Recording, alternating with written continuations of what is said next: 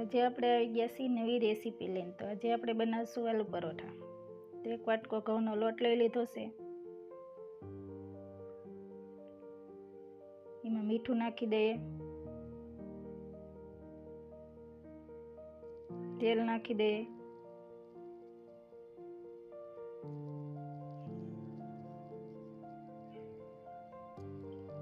હવે આપણે પાણી નાખીને લોટને બાંધી લઈએ.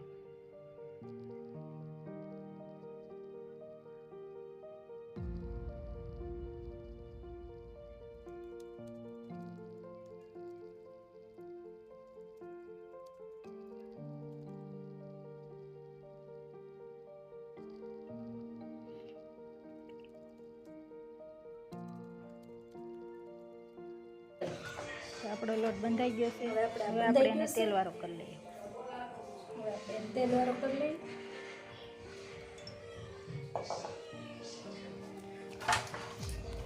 રોટે હલવાનું જ કરે છે તો ખીચે. તો આપણો લોટ તેલવાળો થઈ ગયો છે. હવે આપણે એને રાખીએ. હવે આપણે એક કઢાઈ મૂકી દીધી છે. એમાં આપણે તેલ નાખી દઈએ.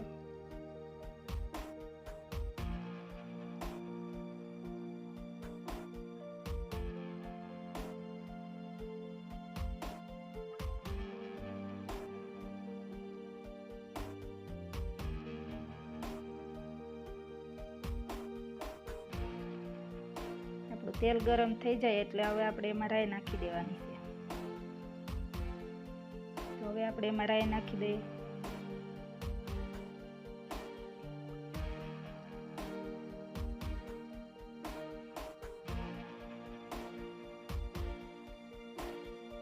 જીરું નાખી દઈએ, લીમડો નાખી દઈએ,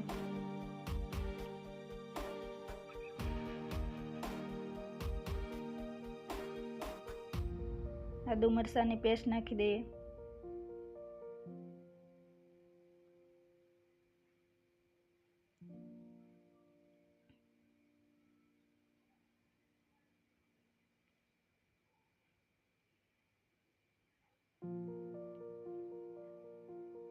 ડુંગળી નાખી દઈએ. હવે આપણે એને હલાવી લઈએ.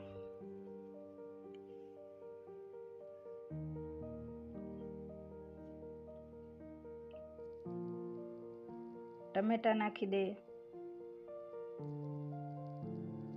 બાફેલા વટાણા નાખી દઈએ, સ્લાટ મસાલો નાખી દઈએ, હળદર નાખી દઈએ, મીઠું નાખી દઈએ, ધાણા જીરું પાવડર નાખી દઈએ,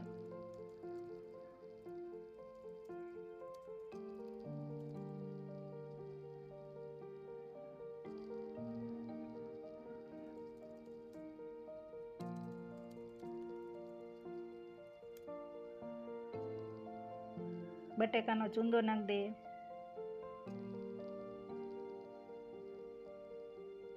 લીંબુનો રસ નાખી દઈએ, ખાંડ નાખી દઈએ, ગરમ મસાલો નાખી દઈએ. હવે આપણે બધું મિક્સ કરી લઈએ.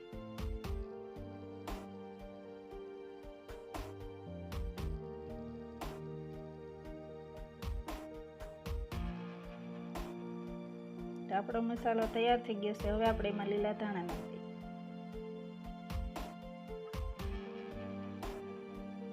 તો હવે આપણે આ રોટલી વણી લેવાની છે.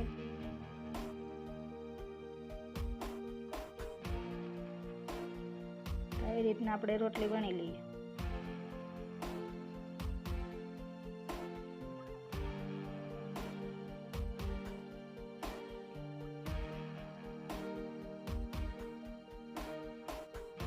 આવી રીતના આપણે રોટલી વણાઈ જાય પછી આપણે એને ભરી લેવાની છે. તો હવે આપણે એમાં મસાલો ભરી દઈએ.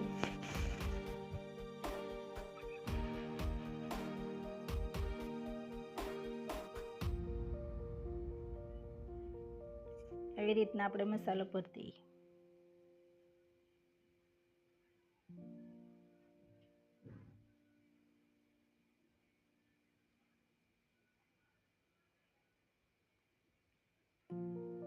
આપણે બીજી રોટલી વણી હતી એને આપણે એની માથે રાખી દેવાની છે.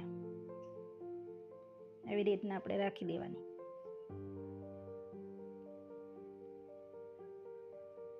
આપણો મસાલો ન નીકળી જાય એટલે આપણે એને થોડીક દબાવી લઈએ એક બાજુથી.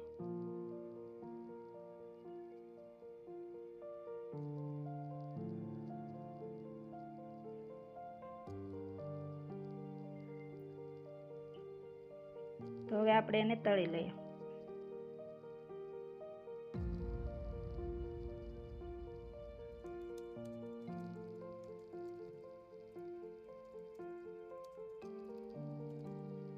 તો હવે આપણે એને બીજી બાજુ ફેરવી લઈએ.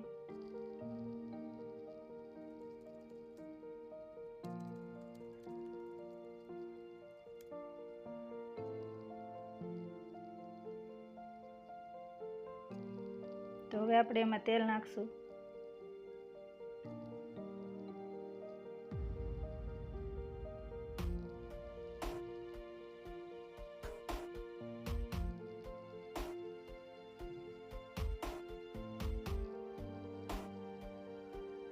આપણે એને પાછી ફેરવી લઈએ.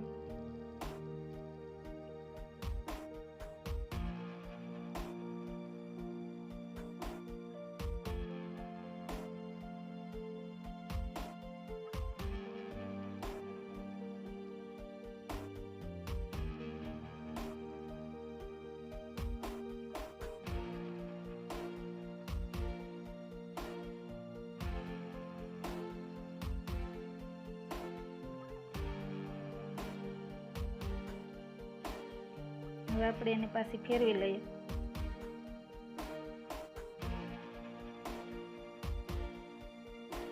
આપણે આવી રીતના ડિઝાઇન પડે ત્યાં સુધી એને સળવા દેશું.